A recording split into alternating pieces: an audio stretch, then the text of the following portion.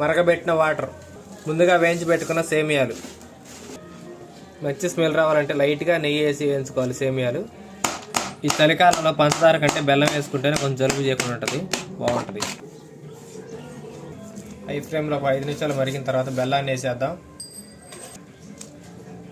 బెల్లాన్ని మనం చిన్న చిన్న ముక్కలుగా దంచుకొని 5 నిమిషాలు మరిగిన సేమియాలు వేస్తే 30 సెకండ్లో కరిగిపోతుంది బెల్లం. ఇలా బురుసు వస్తుంటే ఆల్రెడీ బెల్లం కరిగిపోయిందని అర్థం. సంగం డైరీ పాలు గోల్డ్, ఎర్ర గోల్డ్. మరిగేటప్పుడు పోతే పాలు ఇరిగిపోతాయి అనుకుంటున్నాం, అట్లేం ఇరిగిపోవు. పాలు పోసే ముందు మంటని లో ఫ్లేమ్లో పెట్టుకొని పోసుకోవాలి. కిస్మిస్, జీడిపప్పు ఇవి కూడా ముందుగా నెయ్యిలో వేపుకోవాలి. కిస్మిస్, జీడిపప్పు వేసిన తర్వాత మంటని హైలో పెట్టుకోవాలి. మధ్య మధ్యలో ఇలా చిన్నగా కదుపుకుంటూ ఉండాలి. స్మెల్ కోసం యాలక్కాయలు కూడా వేస్తారు, కాకపోతే మేము తినాం కాబట్టి వేసుకోము.